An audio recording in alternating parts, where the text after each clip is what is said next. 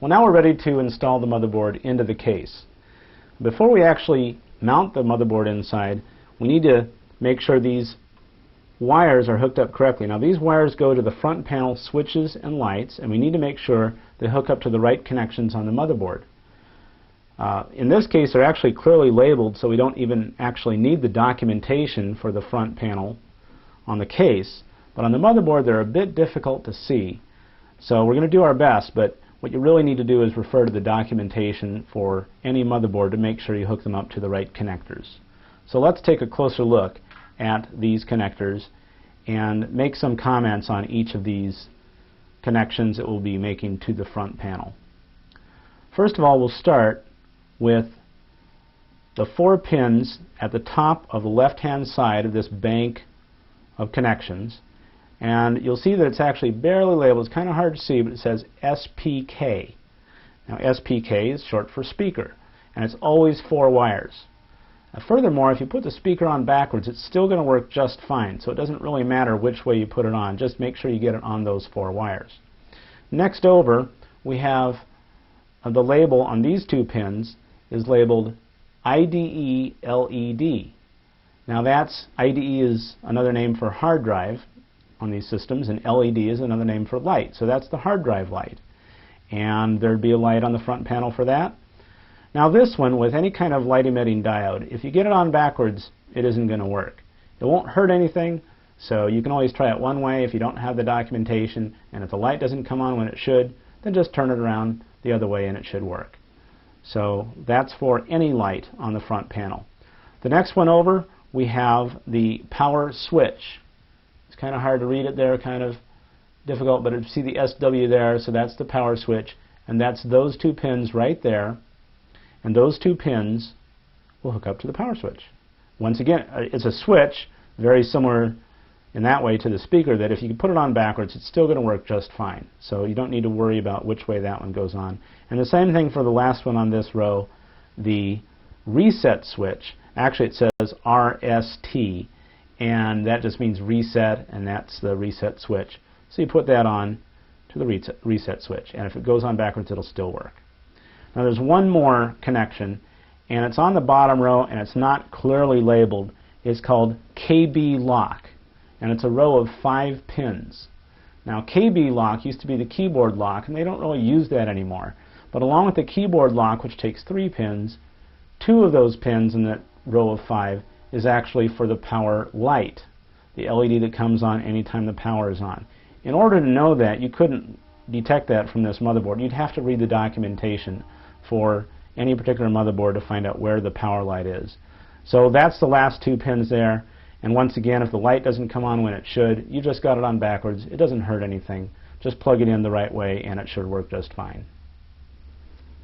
Okay, so now we're ready to plug the motherboard in. In order to mount this motherboard into the chassis, we have to first identify which screw holes we're going to be using. As you can see, there's several holes right here in this motherboard. We're going to keep track of all these. Now sometimes there's some extra holes that won't match up with this chassis, and then sometimes the receptacles in the chassis, there'll be some extra ones of those. So we're going to have to, when we move it in there, carefully identify which ones of these holes in the motherboard line up with the receptacles. And so we'll be doing that next. Now as we move this motherboard into the chassis, we also need to keep track of how it's coming out these connections here. So keep an eye on that. As I put the motherboard in, I'll just first kind of set it into place and start by lining it up coming out the back.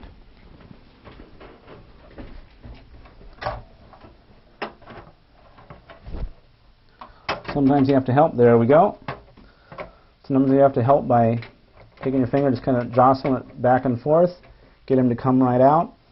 Now when you first get this chassis, you will have some of these sections here, this metal panel will be some kind of cutout. You may have to pull some of those out because this might be designed for a variety of motherboards. It might have a sound card or might not. So I've already cut that out, and so this came right through. But in some cases you may have a sound card connection, and this is a flat plate and you have to pull it out of the way first. So we got that in place. Now as I put the screws in, those screw holes, I have to push it out a little ways because this is supposed to make a pressure fit on all these ground connections. And this is where the magnetic tip screwdriver especially comes into play, because I can just put the screw in the magnetic tip. I don't have to guide it in. I can push the motherboard up against the plate, and I can start the first screw and get it in place. Now I didn't tighten it down. You always want to put all the screws in first loosely before you tighten any of them down, just so you make sure that all of them line up. So we got a couple of them in there loose, and we'll do all the rest the same way. Now that I've got two of them in there loose, I don't need to push the motherboard anymore because those two screws are holding them in place. So the others will go in very easily. So I'll just go ahead and finish up putting all these screws into place.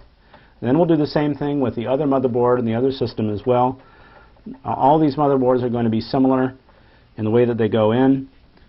You do have to push them in sideways at the same time you're lining up the holes and get the first two screws in. And then once they're all in, then you can tighten them all down.